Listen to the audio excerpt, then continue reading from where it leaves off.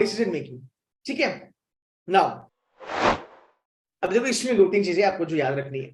पहली बात जैट में ना हमें ना ऐसा बाइफर्केशन करते हैं, एथिकल डिलेमा, बिजनेस डिसीजन, ब्ला ब्ला ब्ला।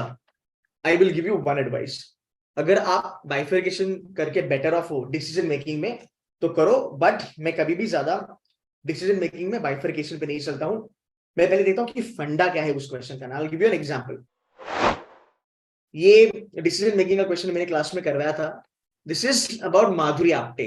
तो एक बंदी है जो काम करती है आईटी में, उसकी एक घर है जैसे एयरबीएनबी होता है, और वो चाबी वगैरह रखते हैं, फिर गेस्ट आते हैं और वहां पे चेक इन वगैरह करते हैं। दिन का जो उसका कुछ एवरेज रेंट है वो $125 समथिंग, $125 समथिंग समथिंग है।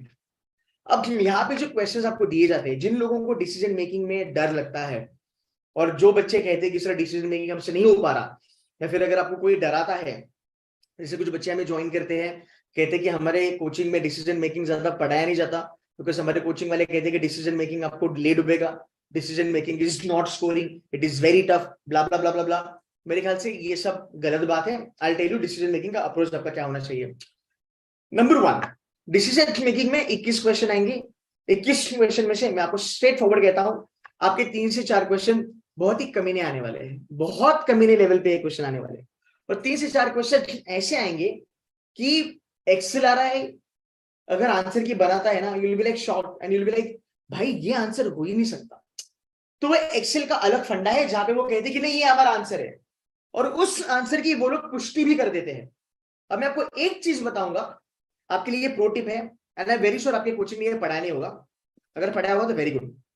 इसमें एक प्रो टिप है, एज अ पर्सन अगर मैं केस स्टडी दूं आपको किसी भी बंदी का, ये माधुरी आप्टे का मैंने आपको केस स्टडी दिया, वो केस स्टडी पे ना मैं आपको 4 क्वेश्चन दूंगा, और वो 4 क्वेश्चन जो होंगे उसका जो आंसर होगा उस सिचुएशन को डील करने का, उस इंसिडेंट को डील करने का, तुम्हारा आंसर तुम्हारा तरीका अलग, मेरा आंसर मेरा तरीका अलग, किसी और का आंसर किसी और का तरीका अलग। आप समझ रहे हो? It is like a critical reasoning कि there is no formula as such, there is no defined way as such, right? And the point is that अलग अलग लोगों का अलग अलग तरीका है उस केस को डिस्कस करने का, उसको सॉल्व करने का, तो उसके आंसर ना हेवैर चले जाते हैं। Even in NBA if you do case study, there is no 100% correct answers in case study, so you need to look at decision making as a case study. Number 2, when you look at decision making as a case study, तुम्हारा दिमाग case में क्या चल रहा है उस पे नहीं, ऑप्शंस में क्या दिया है उस पे चलना चाहिए। This is how you brought it down, this is how you narrow it down. तो मैं ज्यादा क्वेश्चन पे ध्यान दूंगा, रादर मैं ज्यादा पैराग्राफ पे ध्यान नहीं दूंगा, और क्वेश्चन में भी चीजें उल्टे आते हैं। अब यहाँ पे अगर मैं क्वेश्चन देखूं तो यहाँ पे बोला है कि भाई जो बंदा था वो खुश नहीं था डिजिटल लॉक से, बिकॉज जो डिजिटल लॉक था वो कॉम्प्लिकेटेड था। But that is not the question, the question is Madhuri Apte की जो लाइफ है वो कैसे सॉर्टेड होगी with respect to the digital lock, whatever it is, right? एक बार इसको देख लेना। पहली बात डिसीजन मेकिंग में अगर स्कोर करना है, start understanding, practising elimination of फालतू options. Look at this option, that is so lame man.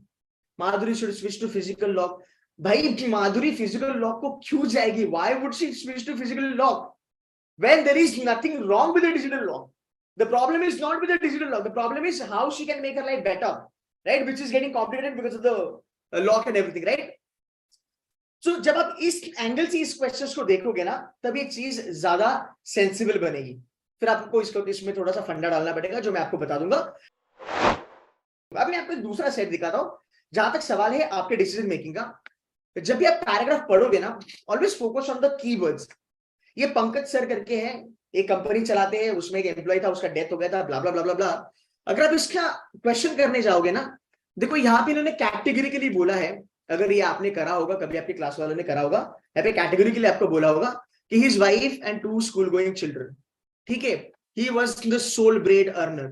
तो ये जो कीवर्ड आते हैं ना आपके पैराग्राफ में, ये काफी इंपॉर्टेंट होते हैं आपके क्वेश्चन का आंसर करने के लिए, and most of the time हम इसके ऊपर ध्यान नहीं देते हैं। अब आप ये कहोगे कि सर माधुरी आप्टे वाले में आपने बोला पैराग्राफ पे ध्यान मत दो, रमेश वाले में आप कह रहे हो पैराग्राफ पे ध्यान दो, बिकॉज दोनों का ढांचा अलग है, माधुरी आप्टे वाला जो पैराग्राफ है उसमें जो क्वेश्चन बताए गए आपको, it has nothing to do a lot with the paragraph, but यहाँ पे रमेश वाले केस में जो पैराग्राफ में उन्होंने कंटेंट दिया है, जो कीवर्ड दिया है, उसी के ऊपर क्वेश्चंस आपके बने हैं, तो वो ज्यादा इंपॉर्टेंट है। माधुरी आप्टे में पैराग्राफ पे ज्यादा क्वेश्चंस नहीं बने थे, तो आपको ये समझना जरूरी है कि कौन से पैराग्राफ में मुझे इंफॉर्मेशन दी गई है और कौन से पैराग्राफ में मुझे एक क्रिटिकल कंटेंट दिया गया है। अगर इतना समझा तो डिसीजन मेकिंग खेल है, एक्चुअली खेल है, इसमें कोई लोड नहीं। If anybody tells you, or if whatever your coaching institute tells you that decision making is not doable, I fucking bet my life on this. You talk to people who score 90 percentile, you talk to people who score 95 percentile, their highest has always been decision making. पूरी exact में decision making जैसा easy topic कहीं पे भी नहीं है, provided अगर आप थोड़ी मेहनत लोगे तो। अगर आप वर्किंग वाले अगर हो ना, अगर आप जॉब वॉब करते हो, decision making is like very simple, आप अफोर्ड दोगे डिसीजन मेकिंग, ठीक है।